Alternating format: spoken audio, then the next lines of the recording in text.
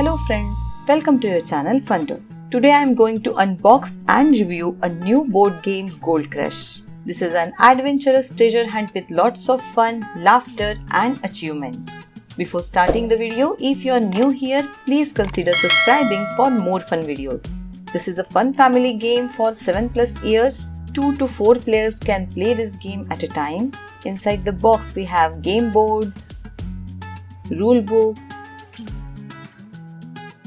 conversion charts, 12 playing pieces, 3 pieces of each color, a dice, power cards, defense cards and resource tokens. Everything is neatly organized in the box. Quality of box, board, cards, pins and dice is awesome. On Amazon, it is having 4+ stars and really very good comments. You can check the link in description box below. Let's explore the game first, then I will tell you my opinion about this game. This is the game board. There are 4 different starting points for each player. Every player will follow a different route, which is clearly seen on the board. For example, this is the route for green pin. At the center of the board, there is a treasure, which is the ultimate target for each player. Player who reaches the treasure first will win the game. There are few basic rules of the game. Always the youngest player starts the game, and then it will go clockwise. Dice is used to move your pins on the board, or sometimes few power cards also does the same. If player rolls 6 on dice, that does not mean he or she got another chance to roll the dice. If any one pin of some player reaches the treasure, he or she is the winner. At the start of the game, every player will have 3 pins of the same color and a conversion chart. Players have to surrender resource tokens, power cards and defense cards once they are used. Let's start the game by rolling dice and find out how power cards, defense cards and resources used. Though the game board looks simple, it's extremely difficult to win this treasure. There are 2 special tiles on the board. If some pin steps on a landmine tile, that pin have to go back to the start. But if player have a defender card, player can stay there and don't have to go on start. If a pin steps on a trap tile, player have to surrender all power cards. But if you have a breaker card, you don't need to surrender any power cards. And if you don't even have any power cards, you don't need to surrender anything or use breaker.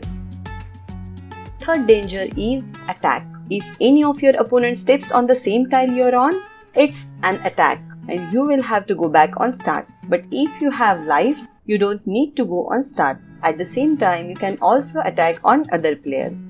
If you step on some tile where there are multiple pins already, you can attack only one player at a time.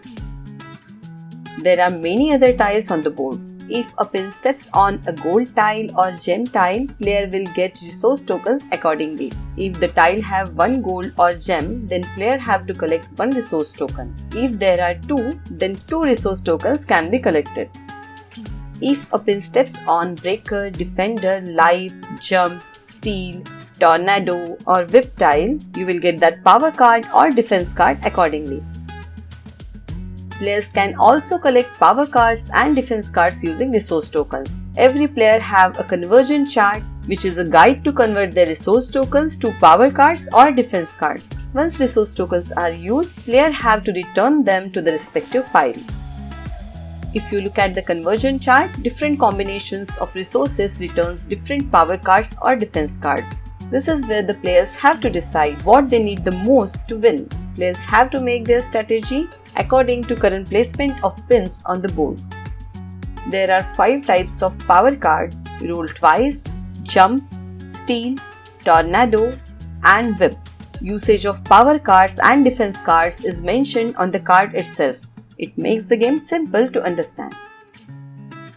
Roll twice allows you to roll the dice twice in a single turn and move any of your pin that many steps. Jump allows you to move up to 3 steps. That means player can move 1, 2 or 3 steps. Steal steals all resource tokens from any one opponent. Tornado allows you to move any one opponent's pin -6 steps. Whip allows you to move any one opponent's pin -3 steps.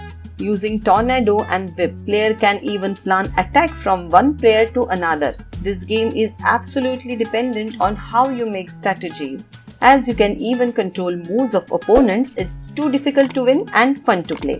Me and my family like this game very much. This is the best gift for any kid. If you want to buy this game, link is provided in description box below. If you like this video, please like, share this with your friends and family, subscribe Fundoor and press the bell icon for more amazing videos.